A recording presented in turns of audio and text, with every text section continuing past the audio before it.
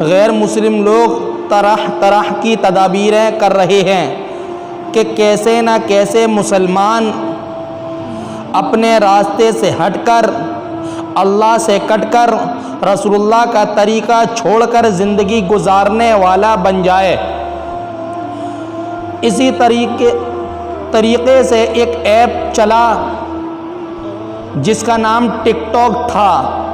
اس پر ہمارے بہت سے نوجوان روزانہ گھنٹوں کے حساب سے وقت ضائع کر رہے تھے، اور آج اسی ٹک ٹاک پر انڈیا حکومت نے بین لگا دیا، بند کر دیا۔ اس پر ہم انڈیا حکومت کے شکر گزار ہیں، کیونکہ یہ ایپ ایسا ایپ تھا جو مسلمانوں کو بربادی کی طرف اور بربادی کا راستہ، نوجوان نسلوں کو برباد کرنے کا ایک ایپ تھا جو مسلمانوں کو برباد کر رہا تھا۔ ہمارے گھروں سے ہماری خواتین، ہماری بہنیں، ہماری مائیں اور بیٹیاں، اس امت کی نوجوان لڑکیاں اس وقت سارا کا سارا دن ٹک ٹاک پر اپنے آپ کو بزی رکھ رہی تھیں، ٹک ٹاک پر اپنا وقت ضائع کر رہی تھی۔ آج اسی ٹک ٹاک پر بین لگا ہوا ہے۔ اس وقت ساری دنیا میں، سارے ملک میں ہر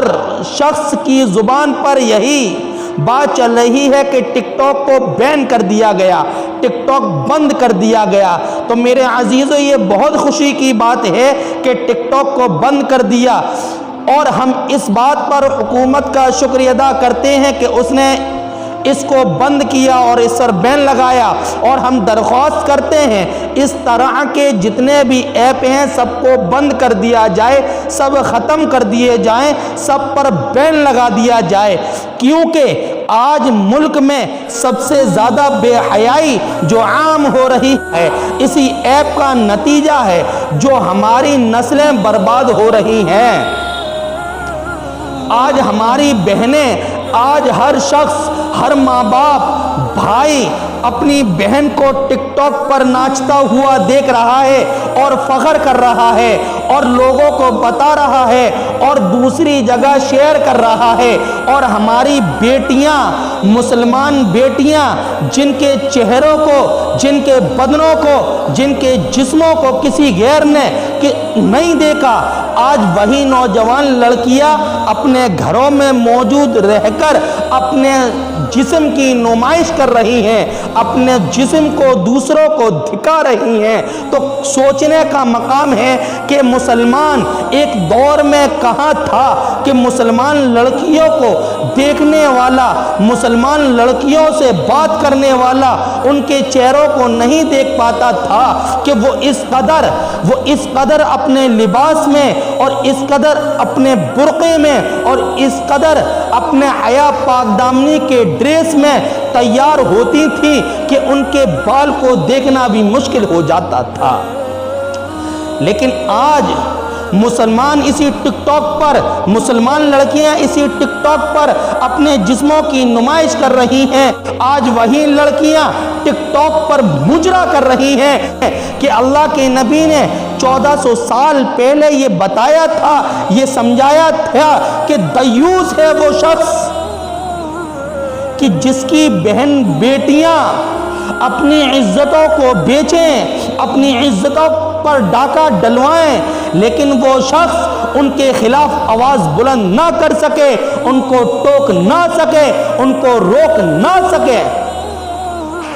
دیوس، جس کا معنی ہے کہ وہ شخص جو اپنی بہن بیٹیوں کی عزت کو بیچ کر، اپنی بہن بیٹیوں کی عزت کی دلالی کر کر اپنا پیٹ بھرتا ہے۔ آج ہمارے معاشرے میں 80% سے زیادہ لوگ اس چیز میں مبتلا ہیں۔ ہزاروں بیٹیاں ٹک ٹاک پر اپنی عزتوں کو نیلام کر رہی ہیں، اور ان کے ماں باپ انہیں دیکھ کر خوش ہو رہے ہیں اور ان کی کمائی سے اپنے گھر چلا رہے ہیں، اور